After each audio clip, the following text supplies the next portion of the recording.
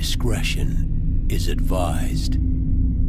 Hey everyone, welcome back to Fat Nasty Nerd Run-Throughs and a wonderful Merry Christmas, Happy Holidays, whatever PC bullshit and saying that you like best, then that one. Pretend I said that one.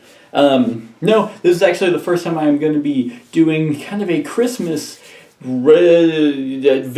This isn't clearly a run-through. This is actually going to be a very, very awesome top 10, and this is probably the hardest top 10 I've ever had to do, because this game is top 10 anticipated games. Now this isn't related to another run-through that will be up called Top 10 Games I Can't Wait to Play, even though it sounds very, very similar. This one are games basically that I actually, all of them I have backed on Kickstarter, which that's Kickstarter, and so it'll probably be a couple of years before I actually get them. But no, these games are all the games I backed on Kickstarter, and that's why it was the hardest, because I paid quite a bit of money to back these, so of course I really want them and I really want to play them. And so I couldn't decide which one I wanted to play the most, and yeah, it's a difficult one.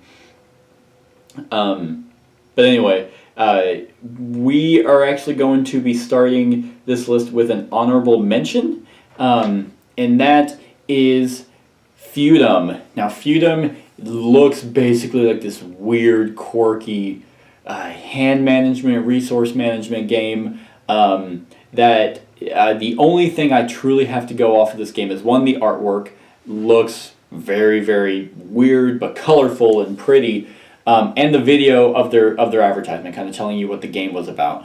And so with Feudum, it's like it has hand management, which is one of my favorite mechanisms in a board game, and it just looks very whimsical. The video was talking about how it was like lighthearted and it was funny, and it was in this weird mythical world that, I mean, I really don't know anything about. And that's why it's an honorable mention, because the rest of these I can actually talk about in greater detail. I guess actually, now that I look at it, I haven't backed all of these, because one of them is actually not on Kickstarter yet. But anyway, so these games are the games that are kind of looking to come out in 2017. But anyway, so the honorable mention is Feudum. Looks just very, very pretty and very fun. So that's the honorable mention, Feudum. Now, getting into the actual list, the actual top 10. Number 10 would be Tiny Epic Quest. And that game, I don't own any of the other Tiny Epic games. Basically, I at first, when I first got into board games, there were a few out, and none of them were what I was looking for. At that point, I was looking for games that only had really cool miniatures and very, very, a lot like Talisman. And clearly I've branched out way more, but I very much like Ameritrash. But anyway, so none of the Tiny Epic Quest games, have my interest. Even now, the closest one would have been Tiny Epic Galaxies, would probably be the closest one that I like, because the Tiny Epic Kingdoms didn't look fun. Tiny Epic Defenders really looked like shit. And then Tiny Epic Western, just not really doing it for me. But I really like the niche of the Tiny Epic games. They're little. It's Tiny Epic, whatever. I wouldn't really go so far as to say epic, but the tiny, I think, is really cool. I think it's just like, oh yeah, this can fit in my pocket. Let's play whenever. But when this one came out, this one looked really cool. It looked like they put a lot of detail into it. It's really pretty and fantastical. There's a lot you can do, and the niche of this is no longer the Tiny Epic thing, which it still is, but it's the fact that your meeples can get these items that you put onto them, so they hold like their sword and shield, or a staff and a shield, or something like that. So you can get all these items and do a whole bunch of combinations that give them, those specific meeples, stat boosts. And I just think that's really, really cool. Not only do you go on quests and you go through, it basically is like Tiny Epic Legend of Zelda is kind of what it reminds me of, that had to have been what they were going for, because there's a bomb and there's a bow and arrow, and I think there's like a whip, and The world kind of looks like, I guess it doesn't really look like Legend of Zelda, but it's that same type of fantasy world. And you go through dungeons. There's a sand temple, or these temples, sand temple, water temple. It's Legend of Zelda, and that's pretty much what sold it for me, and the little meeples. So I think it's going to be really cool. So that is number 10, Tiny Epic Quest. Number 9, this is the one game that is actually not on Kickstarter yet, to my knowledge, and it is actually, it's not even out yet. There's really not a whole lot of detail about it, but because of what it's based off of is why it's higher than, number 10. And that is Rising Sun. All I know about this game is it is basically Blood Rage with samurais. And if that doesn't make you go woo and liquidate your trousers, then I don't know what will. Because Blood Rage is, I give it a 10. Like, not the expansions, the base Blood Rage is fantastic. I'm thinking of liquidate your trousers. That's a new one. But that Blood Rage is a fantastic game. It has the two things that I really love. I love hand management. No, three things. Hand management, card draft. Well, I guess not really so much hand management, but card drafting, which is fantastic, and area control, and Vikings, and has Blood Rage is such a good game. So Eric Lang was like, it's probably going to be a reskin, but if it's with samurais, that's going to be really cool too, because I really like samurais and that kind of genre. So if it's Blood Rage samurais, then it's going to be fantastic. Because, well, it won't be like as fantastic, because all you have to do is be like, do I like samurais more or Vikings more? But I'm sure it'll be different enough and more thematic, because that one is pretty thematic. Anyway, that's number 9, Rising Sun. Number 8 is Darklight, Memento Mori. Now this kind of is a intense dungeon crawl that so the rest of these I have back. So Darklight, Memento Mori is, I did Abyssal's Rift. Anyway, so Darklight is one of those games here. Actually what I'll do is, to make it easier, I will pull up there we go, pulled right up for me. Yay for technology. And so this was actually one of the earlier ones that I actually backed up. This was basically going to be a huge, dark gothic world kind of dungeon crawler. A dungeon crawler that's dark and gothic. And it just looked super cool. Over 70 plastic miniatures. And their inspiration comes from Diablo, Warhammer Quest, and Dark Souls. So, that just sounds awesome in and of itself to have and I don't believe it's a one versus many. I don't believe anyone controls the dungeon. I think it's a cooperative game where everyone goes in to a dungeon and they basically fight their way through. And I believe it's campaign driven. I could just be making that up, but if it is, it's going to be fantastic because I like campaign driven games. But also sometimes they get tiring. It's like, oh man, I'm missing out on a whole bunch because I have no one to play the campaign with. But the dark, or the gothic aspect of it that makes basically like a Dark Souls dungeon crawler sounds awesome. So that's why it's my number 8. My number 7 is technically this game is out, but it came up with pretty much a second edition on Kickstarter, which is what I backed because I cannot find this game for the life of me, and that is Vast: The Crystal Caverns. I don't think I have a whole lot of asymmetrical games. I'd probably have to find a list of asymmetrical games and see if any of the games I own are on that. But this one is as asymmetrical as it gets with a theme. Basically, it goes to 5 players, I think, or 4. One person plays the knight, another person plays the goblins, another person plays the dragons, and another person plays the cave of the game. And each person does something completely different, but it all ties together and works in a very smooth and thematic experience.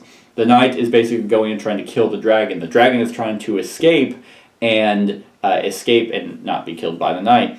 The goblins are trying to kill the knight, and the cave is trying to kill them all. And so they're all playing this wildly different game, but it's still the same game.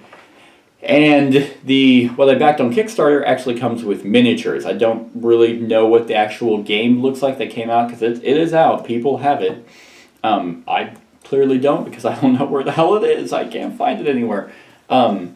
But the fact that it's just going to be so cool that you're probably going to want to try every single one and be like, no, I want to try the cave next time because that sounds super fun trying to kill all of you. Or I want to be the dragon because I want to try and escape. And then, and I don't believe there's really any conflict. I don't believe if like the goblins and knight meet up that they fight each other. I believe it's the knight that's his goal is to kill the dragon, but the goblins are trying to stop him. It just sounds really, really cool. And that's why it is at my number 6. Right? Right? I believe it. Yeah, my number 6. Yeah, actually, yeah, no, that's right. Vast was my number 7. I don't know why I got so confused. I basically moved these around because I realized something. But anyway, now onto my number 6 is another game by Ryan Lockett, and it is the sequel to his best game that I believe that's come out to date. I haven't played Islebound, so I don't really know, but Above and Below, my number 6 is Near and Far. So, above, below, near and far. Near, far, where? Anyway, this game just seems like it is, oh man. One, the art is just fantastic. Like, I wish I had played his games before I made my top 10 art games, because probably all of his games would be on there. And so it's really weird because it's campaign driven, I believe. And you explore through a booklet, so you move, like, it's kind of like one of those, oh man, there was a book whenever I worked at Books A Million one time where you would, like, it was like a create your monster thing, and really it was just on this, this binder that you just flipped, and it had, like, 3 different tiers. So it's kind of on that, and you flip it, and you have these, that's the board, is this exploration booklet. And it plays pretty much the same as the rest of them. You have your workers and stuff like that, but you also have these exploration stories of what happens to you if you go in certain areas, and you just go to all these wildly different places that probably will have unique, this is a swamp, so you can only do certain things. And it just looks so pretty. And if I love Above and Below as much as I do, then Near and Far I clearly have to love. Anyway, so that is my number 6, Near and Far. Number 5 is one of those games that you only hear about, but I'm pretty sure no one has ever actually seen. And that is Kingdom Death Monster.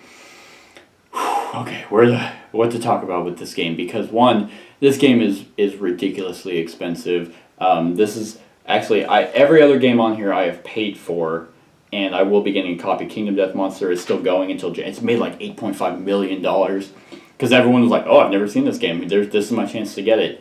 It is so outrageously expensive that, I mean, it's reasonable for everything you get. That is a ginormous box, and the miniatures you get are absolutely fantastic. They are just exquisitely detailed and giant, and you're just like, "Oh, what are we fighting?" It's like this dark. This is like really gruesome and gothic and just like disgusting. And you just put these creatures on the board, and it's just like, that's nasty. And the cool thing about this game, from what I understand, is you have this village that you just are slowly going out trying to, get all these gruesome, ingredients and stuff to come back and start building. And you build up the little village, which is your haven. You build up your haven. So as you start coming back from hunt raids, not really raids, but hunts, from killing all these creatures, you go and come back with the stuff. And it seems like, it reminds me of like Dark Souls before Dark Souls, because the creatures are stuff I'd expect to see in those games. And the difficulty of it is just what I get out of Dark Souls, so it'll probably make me want to kill myself, if I even get the game. And this one just looks so cool, and with that, it also looks very detailed and very difficult to actually play, because it's no longer, okay, I have these cards, so I'll just add these together. You have a lot of stat boosts. It's basically kind of like a very, very gruesome D&D almost. Like, you still have paper and you're writing all this stuff down trying to remember how it works, but it seems like each creature you fight has a different way of how it fights, and you have to actually strategize and kill whatever you're up against. And it is campaign driven, which, like I said, I absolutely love, and it's just one of those games that since I heard of it, I have wanted to play it ever since. But the people who got the first time never get rid of it because they're like, this cost me $600. Why would I ever trade this? Oh no, I'll trade it for double that. And it's like, no, I don't need a game that bad. I believe my pledge is like $250. If I have the extra money, I'll get it. If I don't, I really do want it, but and it is on my number 5. But that's mainly, it's not how much the game is; it's how much I really want to play it. But even then, I couldn't see myself going well out of my way to go buy this game. But you get your money's worth from what I understand. So that is number 5, Kingdom Death Monster. Number 4 is This War of Mine. Now, this is a board game that was actually made from a video game, or is it vice versa? There's a PC game that you can get on Steam for like $3 or however much it is. It's super cheap, called This War of Mine. And the unique and different thing about this is you are not fighting the war. You and your friends play a group of survivors that are affected by the war. It's very, you have to deal with things like heat and food and raids and bandits. And from what I understand is like, and the game did this as well, but I didn't really care for the game as much. I don't know why. But you'll be getting these people that, okay, this is me and my daughter, and, we're really hungry. Can you spare some of your food? And you're like, you have to make these decisions. And each person will be like the book reader or something, so they ultimately make the decision, but they could talk with everyone else. But I kind of like the idea of looking at it, and you're the one who answers the door, so it's like you yourself have to make a decision. In fact, it'd be even more interesting is if you don't even tell them what you made or what happened. You kind of read it and you make a decision, and then after you make the decision, you come back and you're like, yeah, I gave food over to this lady, or to this man and his daughter, and they're gonna be like, what? Why would you do that? And that's probably the best way to get really into the game, because everyone else is gonna be mad at you because we didn't have enough food to begin with. We're barely surviving on our own. That was the extra food that in case something happens, and you just had to make a judgment call. And they, like in real life, like if someone gave away food and we're trying to survive, oh, I'd be pissed too. But then you can, but that could come back to help you, and you get all these, very interesting stories from this game, and it looks very awesome. The board looks beautiful. All the expansions that are going to be coming with it, just definitely you eventually go out on these raids with certain people, and your people can die, and they can become, like, over time, if you get all these certain attributes, I guess, not really attributes, but detriments, like you can become depressed or hurt, and depending on what happens to you, there's kind of like a epilogue of, well, this is how, after the war ended, this is what became of this guy. I know, for example, this happened in the video game as well. If you went on a raid and someone dies, and like the survivors come back and they have to tell everyone else, hey, this person died, those other people could get sad. They're like, it gets harder and harder as the days go on, and like it just becomes more like troublesome on the people. And I'm just super excited for this game because of the thematic aspect of it. So that is number 4, This War of Mine. Number 3 is a game that probably has given me the most story and background story on every character, every creature, than any other Kickstarter that I've ever done, and I went out of my way to get the money for this game, and that is called Deep Madness.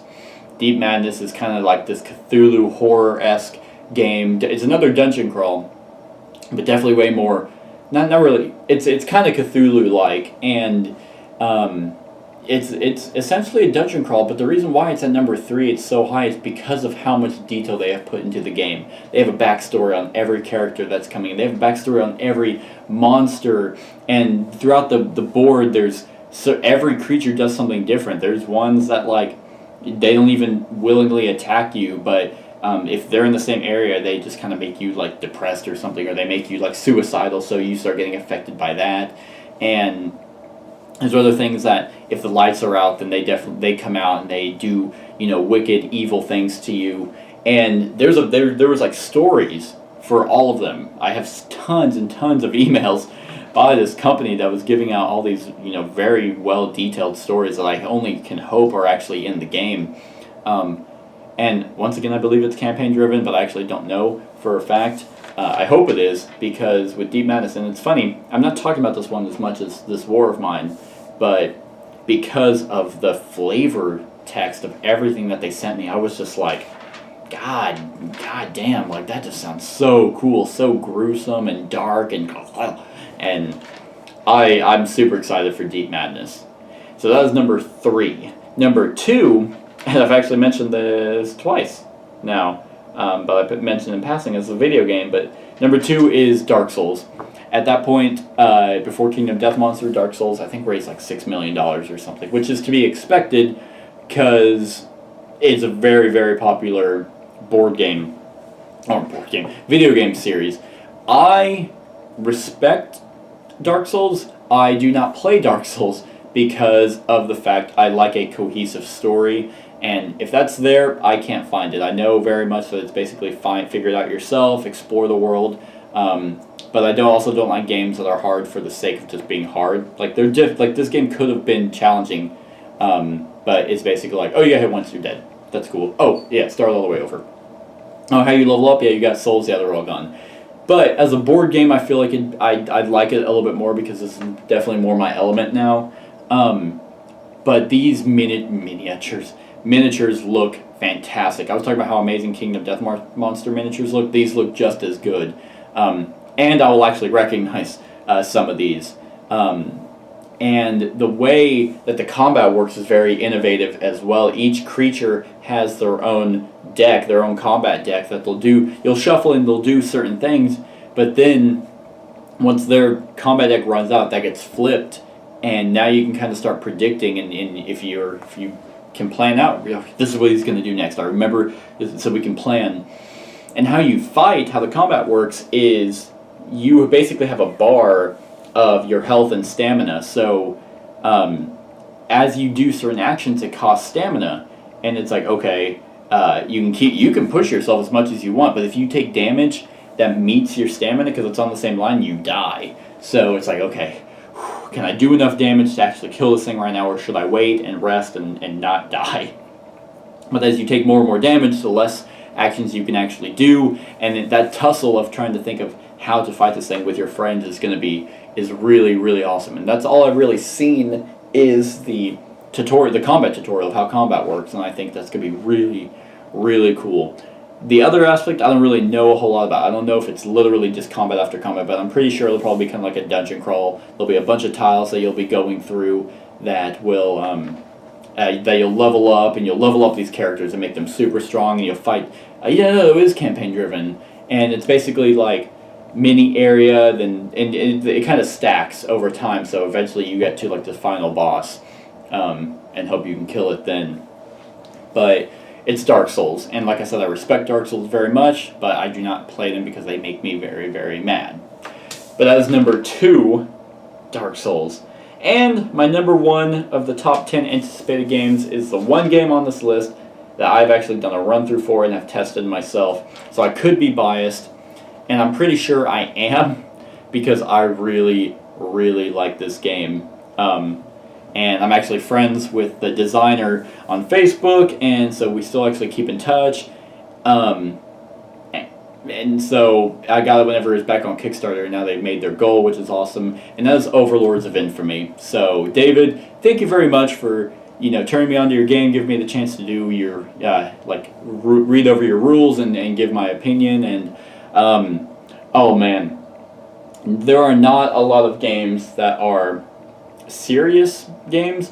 Not really like serious, but like Blood Rage doesn't make me laugh. Like party game, this isn't a party game. This is a strategic area control resource management game that is funny, like genuinely funny, like right up my alley for humor. And so the concept of this game is you are not playing the good guy. You are playing that stupid henchman. You're playing what was it, Dr. Evil or whatever from Austin Powers. You're playing Megamind. You're playing those basically tropes, those super villain tropes of like I'm gonna take over the world, and the way you do that are through these nefarious plots, and they're so funny. It's like one of them's like make everyone's socks slightly damp, like things that are like that's like the ooh really that's the one you're gonna do. And so each villain has specific has a unique ability and also a unique resource that they can gather easier, and you're all competing against each other. You're not all trying to take over the world at the same time. Or by working together, so it's like, ooh, I see that they're trying to actually get a lot of carrots, food. So I'm actually gonna steal that from them because I also need food. But then, while you're all trying to compete for these plots, and the winner is ultimately whoever completed the most, they're worth a certain number of points. Whoever has the most points wins. While you're all competing, there's also the adventuring hero who is now way more fleshed out than he was in the original run through that I've done.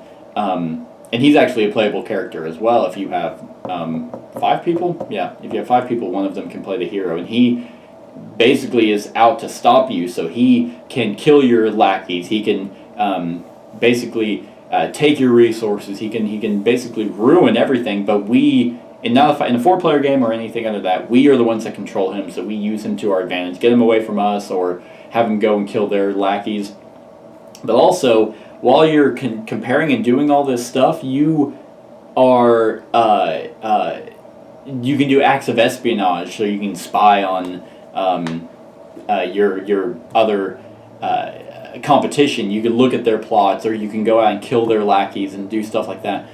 And it has a corgi. It has Waffles. Corgi is an evil henchman, and they all have a backstory. And man, I think Corgi's was like he was trying to please his master, and his master was like mean to him or something, and so he became evil. And so he's this really smart corgi. I believe it's a very balanced resource management game. One of the first I've played that I've actually liked. And obviously I found more that I liked. And it's so funny. So not only do you have all these plots, not only are you working against each other, but you also have these world events that eventually trigger the end of the game that can screw everyone over, or they can make everyone happy. I mean, I believe one of them was like, if anyone's drinking an alcoholic beverage right now, they get like a benefit or something. I love when games take outside elements and incorporated them into the game. Dead of Winter does that, and I think it's fantastic. So I probably am biased because I've actually played the game. If I didn't, let me think. If I hadn't played this game, this one, oh man. But if I knew everything I know about it now, but I've never personally played it, it still probably would have been, it definitely would have been top 5, like without a doubt. I'd probably put it at number 3 or 2. It'd still be up there. It'd still be top 3, actually, because, man, it's just so funny and so smart, and it's a fantastic game, and I can actually say that for sure, and I haven't even finished the final product. So that is it, everyone. That is my top 10 anticipated games. Let me know in the comments below what games you are looking forward to, what games you have backed on Kickstarter, and that you cannot wait to play. If you have any other ideas for top 10s that you'd like to see me do, also let me know in the comments below. But other than that, like, comment, share, and subscribe, and have a wonderful whatever time of day it is for you.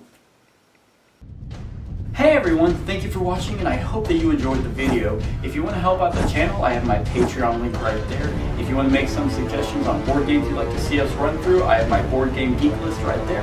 And if you want to just, like the Facebook page, I have my Facebook link right there. And have a wonderful whatever time of day it is for you.